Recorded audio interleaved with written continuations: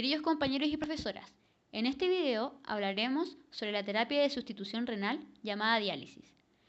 Los integrantes del equipo son Constanza Pérez, Nicolás Cerda, Luz María Valdivia, Catalina Valenzuela y quien les habla, Javier Icarán.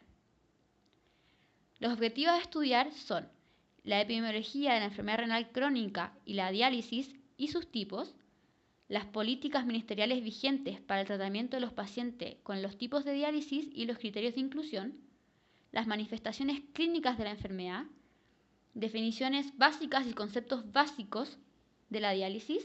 Hablaremos sobre la hemodiálisis y la peritoneodiálisis, sus complicaciones y sus desventajas y ventajas. Hablaremos sobre el tratamiento dietético y medicamentoso para este tipo de diálisis, sobre el perfil psicosocial y espiritual del paciente en diálisis y aplicar un proceso de enfermería a un paciente sometido a hemodiálisis y peritoneodiálisis. Epidemiología mundial de la enfermedad renal crónica. La enfermedad renal crónica es un problema de salud pública global y devastador por su carácter epidémico y sus complicaciones. Esta trae consecuencias sociales, médicas y económicas al paciente, su familia y al sistema de salud. Los principales factores de riesgo de la enfermedad renal crónica son la diabetes mellitus y la hipertensión arterial, los que han aumentado su prevalencia e incidencia en los últimos años. Además, esta enfermedad pone en riesgo de una insuficiencia renal crónica terminal y aumenta el riesgo de morbimortalidad cardiovascular. Se estima que un 10% de la población mundial tiene enfermedad renal crónica y el 90% de los pacientes que la padecen no lo saben. Se ha observado que a medida que avanza la edad, disminuye la velocidad de filtración. Y en Estados Unidos, el responsable del 40% de los casos del tratamiento sustitutivo renal es la diabetes mellitus tipo 2, la cual ha aumentado su incidencia, y el tratamiento sustitutivo renal en Estados Unidos ha aumentado 3 veces en las últimas 2 décadas. Además, podemos decir que en España el 9.24% de la población adulta sufre algún grado de enfermedad renal crónica. El 6.83% de la población presenta una disminución del filtrado glomerular por debajo de 60 ml en minutos, siendo este porcentaje del 20.6% en mayores de 64 años. ¿Pero qué pasa con la epidemiología en Chile de la enfermedad renal crónica y la diálisis? En Chile hay una prevalencia de la enfermedad renal crónica de un 5.7% en etapa 3 y un 0.2% en la etapa 4. Entre el año 2000 y 2008 ha aumentado un 71,8% la hemodiálisis. La principal causa de ingreso a diálisis sigue siendo la nefropatía diabética con 34% de todos los ingresos. Se destaca el alto porcentaje de un 26,7% de pacientes sin diagnóstico etiológico de la insuficiencia renal crónica terminal. En nuestro país, el número de pacientes en hemodiálisis crónica ha experimentado un incremento mayor a 30 veces en los últimos 30 años. Durante su evolución, esta enfermedad es silenciosa y de muchos años, y el paciente con la enfermedad renal crónica tiene un mayor riesgo de mortalidad cardiovascular que de progresar a falla renal terminal en etapa 4 y 5. En resumen, es importante el control de la hipertensión arterial y la diabetes mellitus para prevenir una progresión de la declinación en la función renal de los pacientes.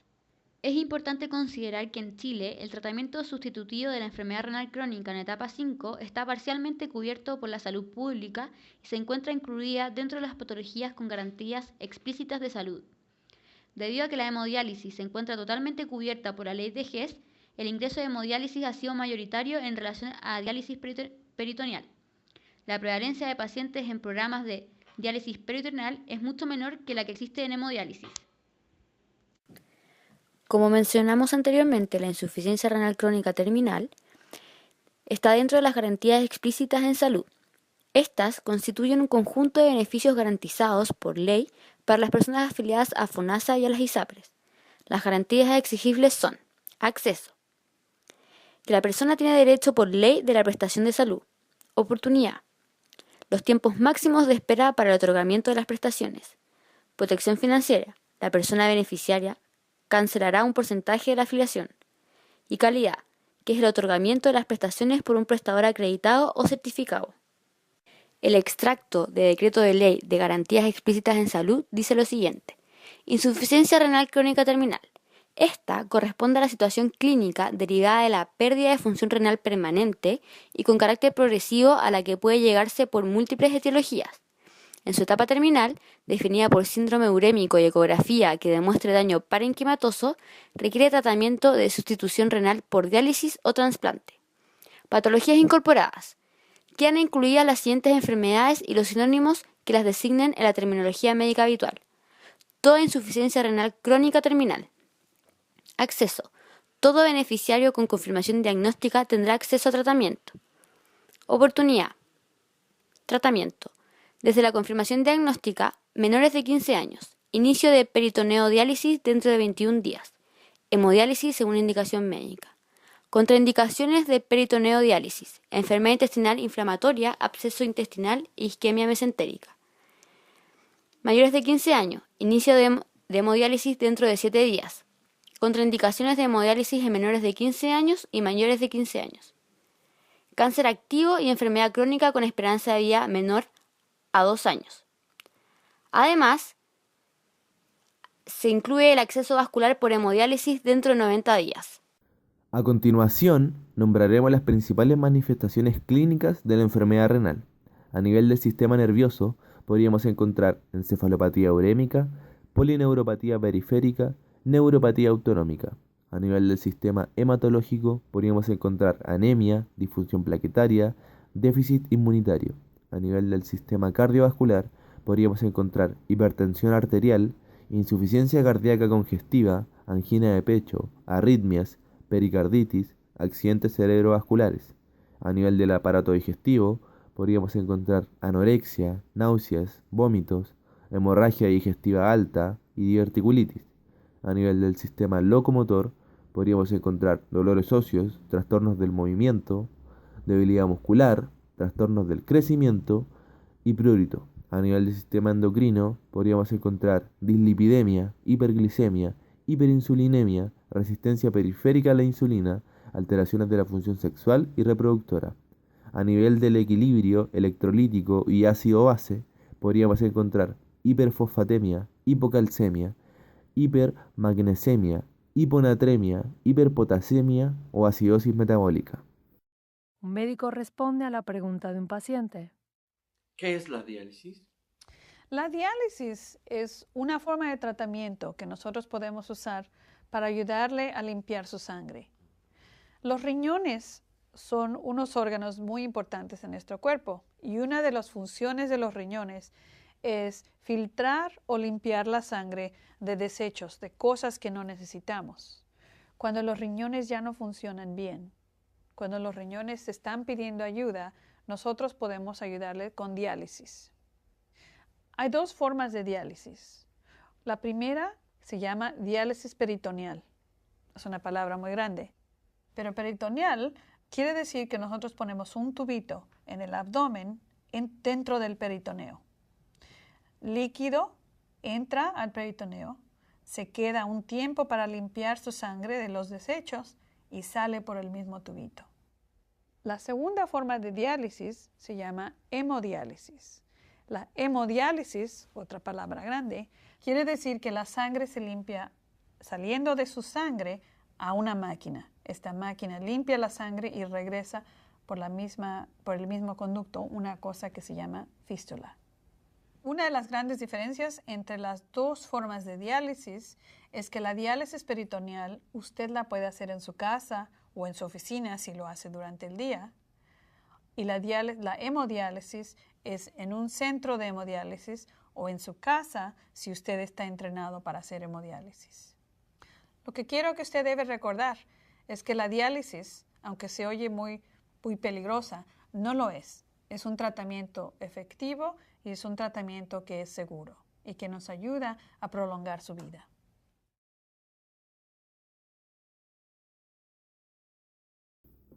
Existen dos tipos de diálisis. Está la hemodiálisis y la peritoneodiálisis. La hemodiálisis es una técnica de depuración extracorpórea de la sangre que suple parcialmente las funciones renales de excretar agua y solutos, y así poder regular el equilibrio ácido-base y electrolítico. Se interpone una membrana semipermeable entre sangre y líquido de diálisis y para ello se usa un filtro o dializador. La membrana semipermeable permite que circule agua y solutos de bajo peso molecular, pero no proteínas ni células sanguíneas, ya que éstas son muy grandes para atravesar la membrana. De esta manera, la hemodiálisis suple la función filtradora del riñón. La peritoneodiálisis es la forma de depuración extrarrenal e intracorpórea, ya que utiliza el propio peritoneo del paciente como membrana semipermeable. La diálisis peritoneal es una técnica por la cual se infunde una solución de composición y osmolaridad controlada en la cavidad peritoneal. Se deja un tiempo de permanencia y posteriormente se drena. Durante el tiempo de permanencia, el agua y los solutos pasan de los capilares peritoneales al líquido de diálisis a través de la membrana biológica, que es el peritoneo, estableciéndose un equilibrio entre el plasma y la cavidad peritoneal. Para hablar de diálisis debemos recordar algunos conceptos, como la difusión, la ultrafiltración y la adsorción. La difusión es el movimiento de solutos de un área de mayor concentración a un área de menor concentración. Cuando los riñones están sanos, extraen los productos de desecho de la sangre, como el potasio, ácido y urea, para su posterior eliminación. En diálisis se intenta imitar la función renal de eliminación de desechos a través de difusión. La ultrafiltración es el proceso físico por el cual un líquido es transportado a través de una membrana semipermeable, provocada por una diferencia de gradiente de presión. El riñón sano tiene la función de eliminar el exceso de líquido en forma de orina. En diálisis se intenta reproducir la función renal de eliminación de líquidos a través de la ultrafiltración. La adsorción es un proceso por el cual átomos, iones o moléculas son atrapados o retenidos en la superficie de un material, es decir, se produce la eliminación de un contaminante soluble en agua por el contacto con una superficie sólida que actúa como adsorbente. En diálisis, este concepto se basa en el transporte de moléculas medianas y grandes con poca movilidad para su eliminación a través de la adsorción. A continuación, hablaremos un poco de la fisiología del peritoneo como herramienta para diálisis. El peritoneo sirve como membrana de diálisis gracias a tres importantes características: su cavidad peritoneal, su membrana peritoneal y su alta irrigación. Primero, el peritoneo es una membrana serosa compuesta por dos hojas, una parietal, que está en contacto con la cara interna de la cavidad abdominal, y una hoja visceral, que se encuentra junto a la cara externa de los órganos vecinos. Estas delimitan la cavidad peritoneal. En condiciones normales contiene unos 10 ml de líquido, pero en condiciones de diálisis puede acumular grandes volúmenes. Con respecto a la membrana peritoneal, podemos decir que funciona como una membrana semipermeable. Es una membrana serosa continua que permite el paso de agua y solutos según su tamaño. Cubre la superficie del peritoneo visceral y parietal y está compuesta por una capa simple de células mesoteliales. Con respecto a la vascularización del peritoneo, podemos decir que el peritoneo visceral se irriga por la sangre de la arteria mesentérica superior, mientras que el retorno venoso lo realiza la circulación portal.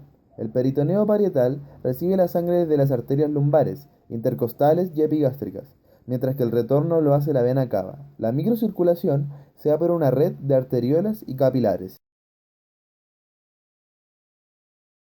Se bombea sangre desde una arteria hacia un dializador, donde fluye a través de los tubos de celofán, que actúan como membrana semipermeable. El dializado también fluye alrededor de estos tubos.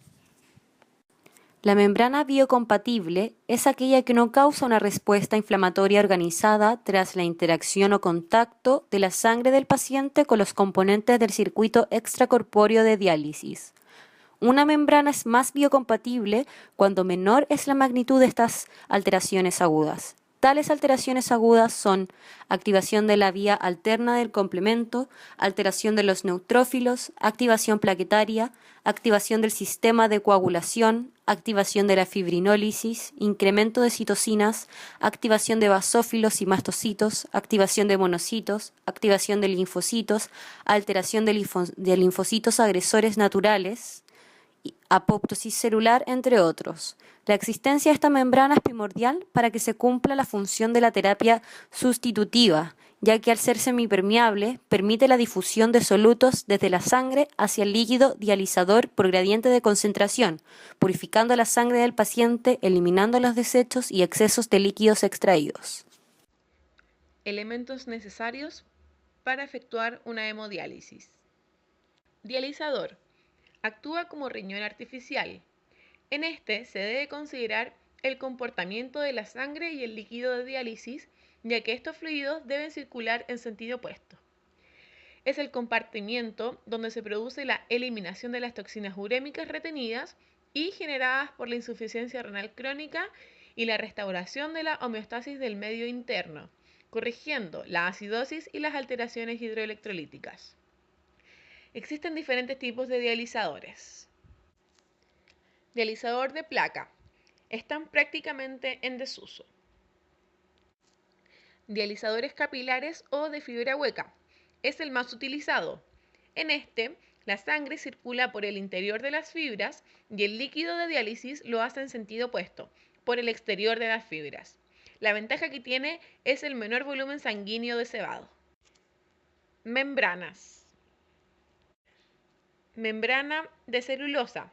Están en desuso, pero aún existen para determinados pacientes. Membrana celulosintética. Son más biocompatibles con los pacientes. Membranas sintéticas. Son más biocompatibles con el paciente. Las membranas sintéticas hidrofílicas tienen baja trombogenicidad, por lo que teóricamente requieren menos heparina. Circuito extracorpóreo. Líquido de diálisis. Es una solución constituida por electrolitos. Es similar a la del plasma normal y esta se bombea alrededor de las fibras del dializador. Máquina de diálisis. Accesos vasculares. Los más utilizados son la fístula arteriovenosa, el catéter transitorio y el catéter tunelizado. Fístula arteriovenosa. Es la primera opción cuando no se requiere diálisis de inmediato, ya que su instalación debe ser antes del inicio de la diálisis. Generalmente duran más y presentan menos complicaciones. Para implantar la fístula se realiza un procedimiento quirúrgico en donde se une una vena con una arteria, generalmente en el brazo. Se realiza con el fin de generar un flujo sanguíneo más grande y rápido. Esta fístula tarda de 2 a 4 meses en madurar, o sea, en agrandarse antes de que se pueda usar. Las vías de abordaje para las fístulas son radiocefálica, que es la primera opción ya que la red venosa se desarrolla mejor y así permite una mejor punción. Siempre se prefiere la punción hacia distal. Húmerocefálica es la segunda opción, de preferencia para diabéticos, mujeres, adulto mayor o paciente con mal acceso venoso. Húmero mediana cubital, húmero basílica. Cuidados de enfermería para la fístula arteriovenosa. Preparación del paciente antes de la intervención. No pinchar el brazo reservado para la fístula, solo lo puede hacer el personal de hemodiálisis. Informar y aclarar dudas al paciente. Canalizar vía venosa más antibioterapia profiláctica. Cuidados postoperatorios de una fístula arteriovenosa. El brazo debe estar elevado.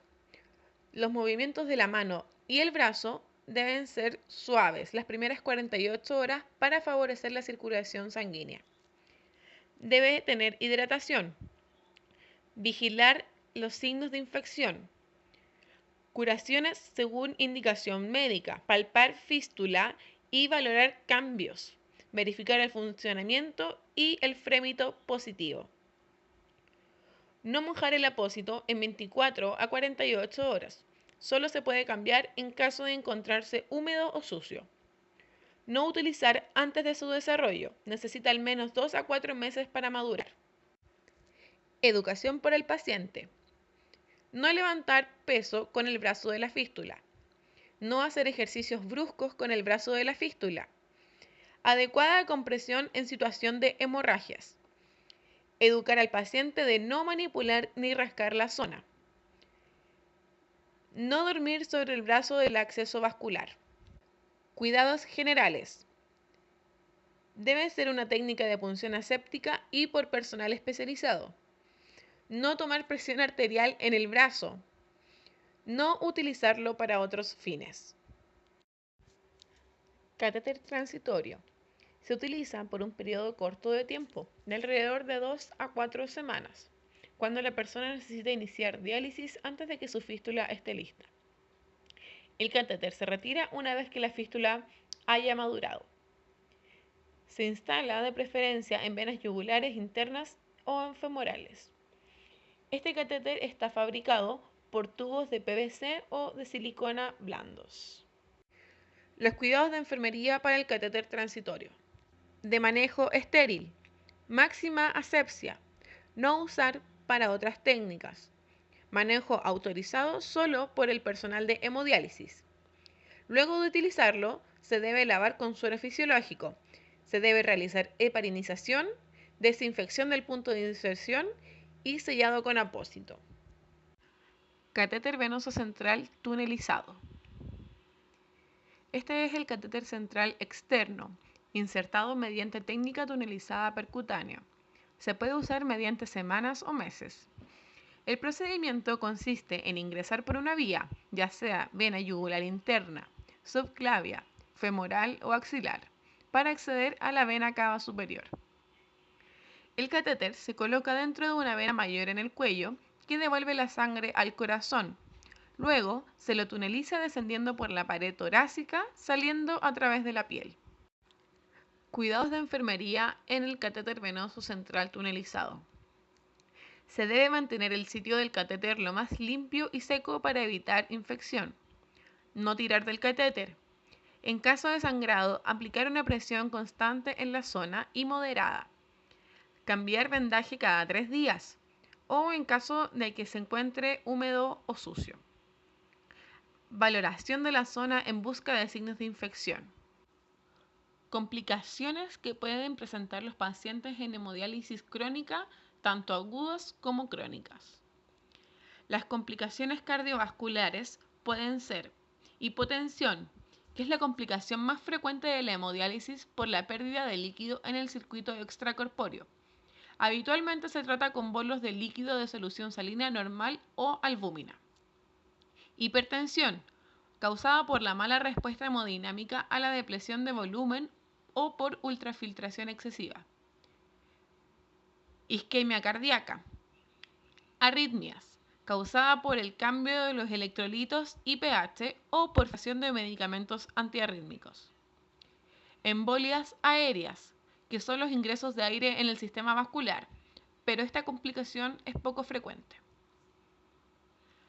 Neurológicas. Síndrome de desequilibrio. Hematoma subdural. Demencia por diálisis. Nutricionales. Pérdida de vitaminas hidrosolubles, de aminoácidos y de oligoelementos. Hematológicas. Anemia, causada por el retorno incompleto de la sangre desde el dializador. En este caso, se recomienda uso de eritropoyetina antes de iniciar la diálisis. Leucopenia transitoria. Formación de anticuerpos antinucleares y anti-DNA. Pérdidas hemáticas, causada por la desconexión de las líneas sanguíneas o por una ruptura de la membrana del dializador. Esto implica una emergencia grave. Hemolisis, por recirculación en el caso de agujas muy cercanas entre sí o por temperaturas del dializador muy altas. Coagulación. Esto se puede evitar con la heparina. Pulmonares. Alteraciones en la ventilación-perfusión. Hipoventilación. Metabólicas. Acidosis metabólica, alcalosis respiratoria, hipopotasemia. Alteración del metabolismo de los lípidos llevando a una hipertrigliceremia, desencadenando la muerte del paciente. Otras complicaciones son calambres por ultrafiltración excesiva y por la depresión del sodio. Reacción febril, ya sea por la infección, contaminación bacteriana, fallo en el sistema del control de la temperatura del líquido de diálisis o por reacciones anafilácticas. Náuseas o vómitos, secundarios a una hipotensión o a una hipertensión. Cefaleas, debido a la eliminación de desechos, y esto es más frecuente al final de la hemodiálisis. Exsanguinación. Es producido cuando las líneas sanguíneas se separan o las agujas de diálisis se desconectan accidentalmente. Otra complicación es el hiperparatiroidismo, por el crecimiento excesivo de la glándula paratiroides, la que fabrica la hormona paratiroidea. Esta destruye huesos y provoca dolores óseos. El crecimiento de esta se debe a los elevados niveles de fósforo y el déficit de calcio sérico, producto del déficit de vitamina D, la que se activa en el riñón. También se ha visto osteomalacia, ya que no se puede eliminar los productos de las toxinas beta-2 microglobulina o porque son de gran tamaño para ser filtradas. El peritoneodiálisis es un procedimiento que permite depurar toxinas, electrolitos y eliminar líquido en pacientes que sufren enfermedad renal crónica terminal de distintas etiologías, utilizando el peritoneo como membrana dialítica. Según la guía del MinSal, existen distintos elementos necesarios para poder realizar la diálisis peritoneal. Estos serían la membrana peritoneal, que es una membrana serosa que recubre las paredes y los órganos de la cavidad abdominal y pelviana. Está cubierta por una capa monocelular llamada mesotelio. Sirve como membrana semipermeable. Soluciones de diálisis peritoneal. Es el elemento más importante dentro de la técnica. Tiene las siguientes características: un pH funcional, un agente tampón adecuado como lactato o bicarbonato, un agente osmótico no perjudicial. El agente osmótico utilizado convencionalmente es la glucosa. La mínima existencia de productos de degradación de la glucosa. Debe conseguir una depuración máxima de toxinas, eliminación de suficiente agua corporal, máxima biocompatibilidad, ser atóxica y manufactura fácil y barata. Otro elemento es el catéter peritoneal, que es un tubo de Silastic hueco con múltiples perforaciones en su parte distal, con una línea radiopaca en toda su longitud. Presenta 1 o 2 manguitos que van a servir de fijación a la pared abdominal. Se pueden distinguir 3 partes. 1. La parte intraperitoneal. Es la parte que se introduce en la cavidad peritoneal y termina en el primer manguito. 2. La parte intramural, que es la parte del catéter que se encuentra entre los 2 manguitos y queda insertada en el tejido celular subcutáneo, formando un túnel a través del músculo y la grasa subcutánea en dirección de la piel. La parte externa es la parte visible que queda en el exterior. Es en el extremo de esta en donde se colocaría el prolongador que se conecta con el sistema de dializado. Tipos de diálisis peritoneal.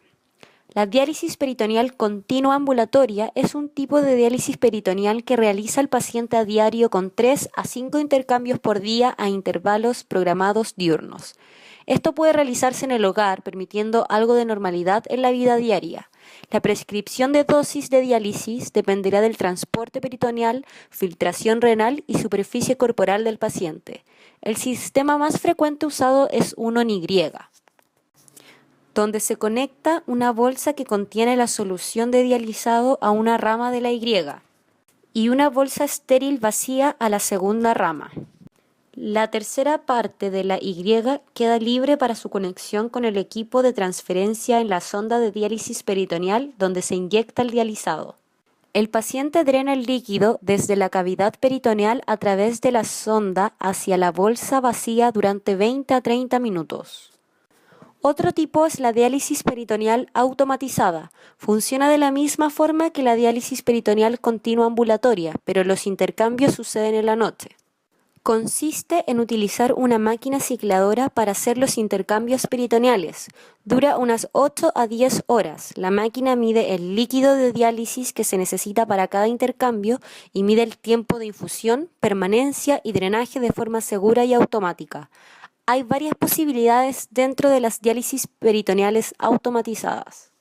La diálisis peritoneal continua cíclica combina un régimen continuo ambulatorio con intercambios de solución de diálisis intermitentes realizados por una cicladora durante la noche, dejando líquido de diálisis en el peritoneo durante el día.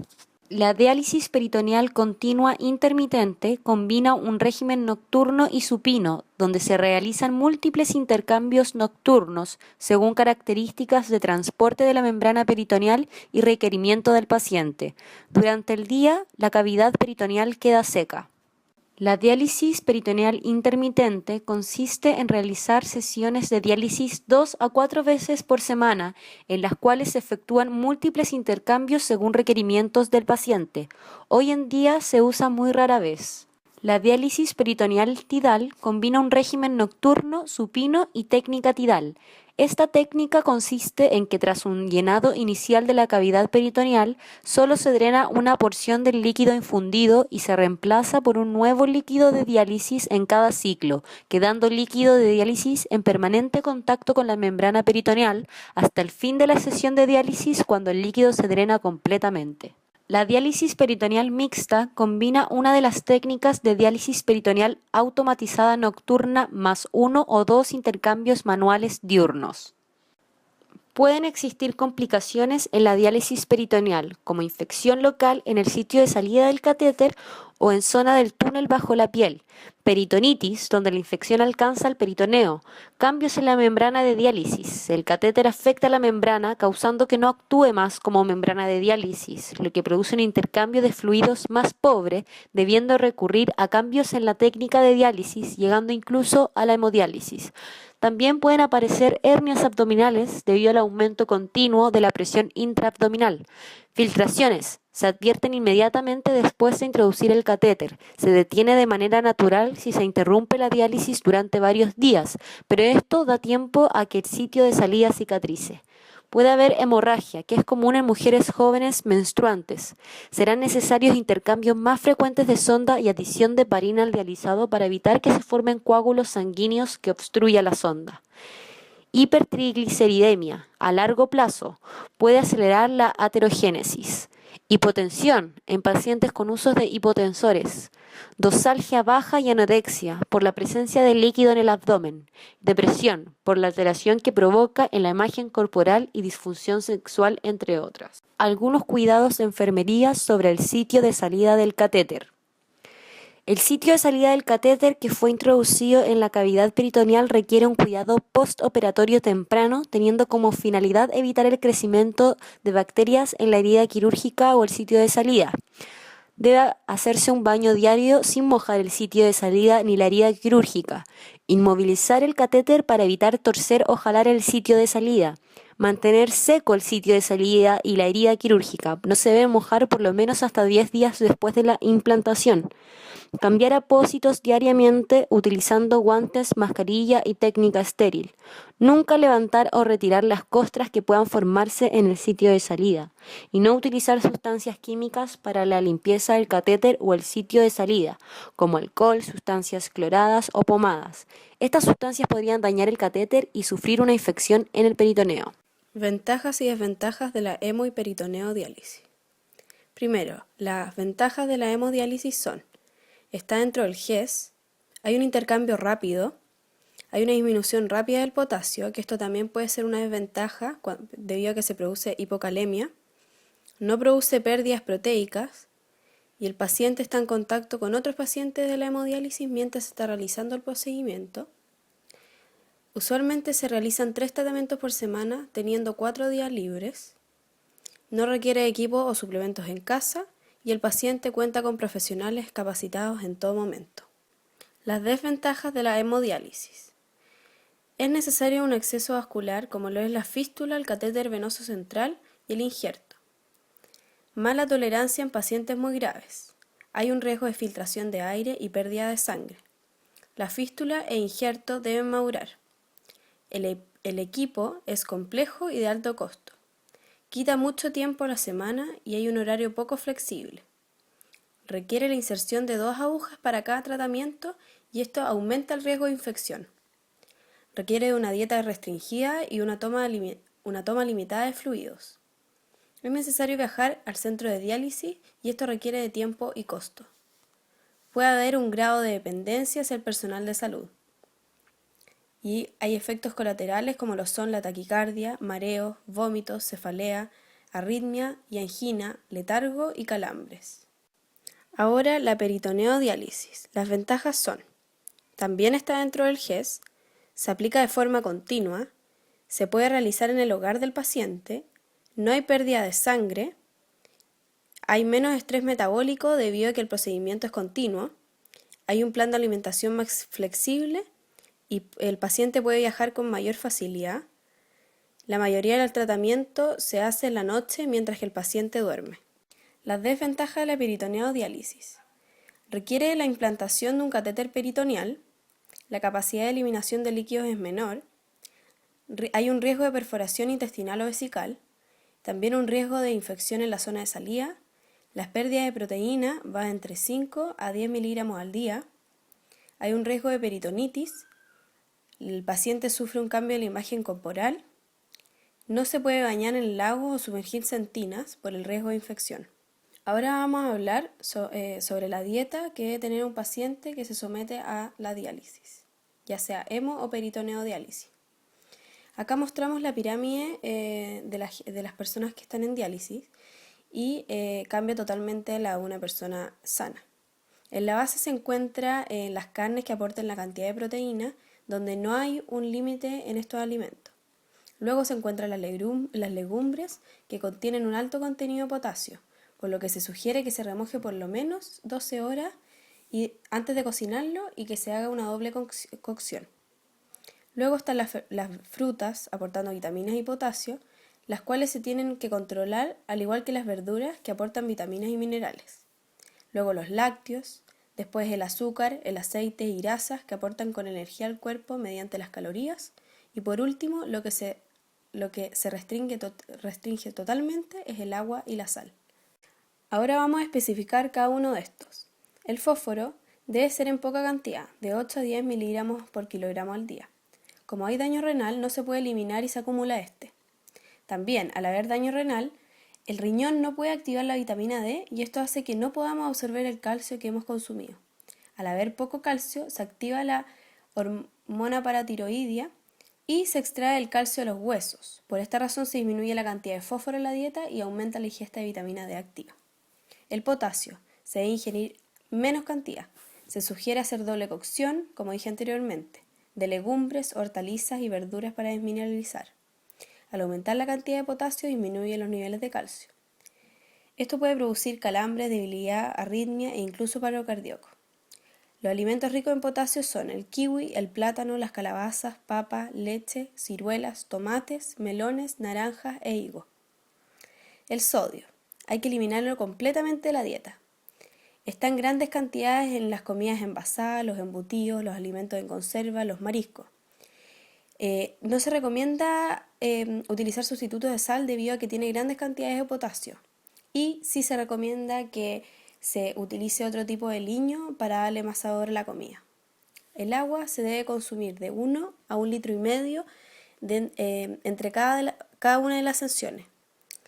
El aumento de la ingesta produce edema, aumento de la presión arterial y aumento de peso, debido a que el riñón no la puede eliminar de forma correcta.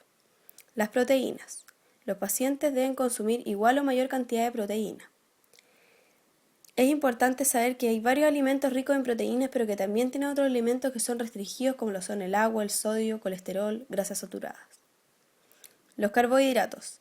Se debe consumir un poco más que una persona sana, pero los diabéticos y los obesos que se dializan deben seguir con la dieta baja en carbohidratos. Los lípidos se consumen del 25 al 35% del volumen corporal total y por último el colesterol de menos de 200 miligramos al día. Se debe comer 2 panes al día máximo y un plato moderado de fideos solo 2 veces a la semana. Hay que preferir las carnes blancas, el pollo, pavo, pescado y cerdo. Del pescado preferir la merluza o la pescada. Comer pan blanco ya que el pan integral y las galletas integrales tienen más fósforo. Y hay que comer una porción de leche o yogur al día. Eliminar por completo la Coca-Cola y preferir solo bebidas transparentes y con moderación. eliminar los quesos maduros como lo son el chanco, el de cabra, el queso crema, el mantecoso y el queso rallado. Evitar los frutos secos como el maní, las almendras, las nueces. También eliminar los mariscos, evitar la cecina y no comer interiores como lo son el riñón, hígado, corazón, etc. Tratamiento en las personas que se están sometiendo a la diálisis. Está enfocado en disminuir los efectos colaterales de esta. Primero, los quelantes o fijadores de fósforo. Son los que normalizan los niveles de fósforo y calcio.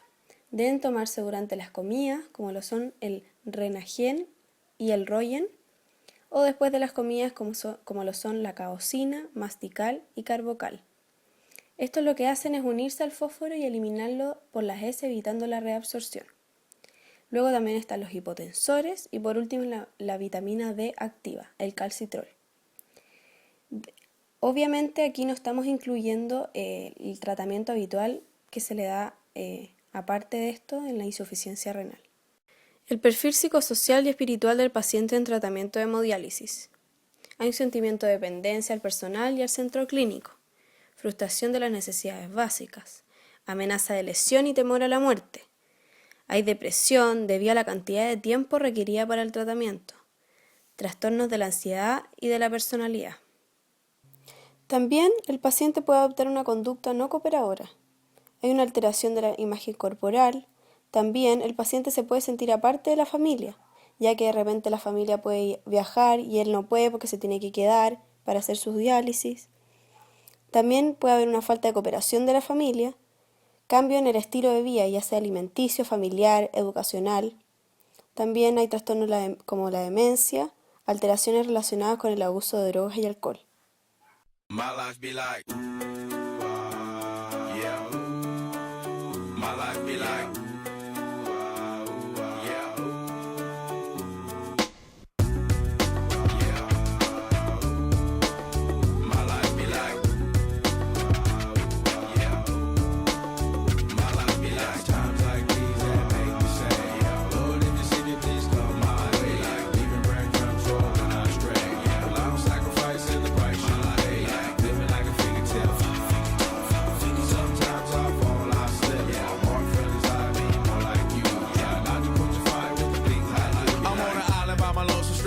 low-key and staying candid, reflect on all the things I try my hand at, search for the equation to persuasions I'm used to, finding comfort in the zones of closet bones I get loose to, a mountain is Fontaine, spinning in monsoon and grinning is high octane, explosive how I came, rolling down the hills cause life's a hassle, encircled by my folly like a moat surround the castle, stay afloat, catch a second wind, thin is the air I breathe, teary-eyed nose running, wipe the snot on my sleeve, I'm calling on the Savior to be all that I need, please forgive me my behavior, had me lost in light speed. Times like these that make me say, Lord, if you see me, please come my way. Like leaving breadcrumbs rolling astray. Well, I'm sacrificing the price you pay. Living like a figure tale. Sometimes I fall, I slip.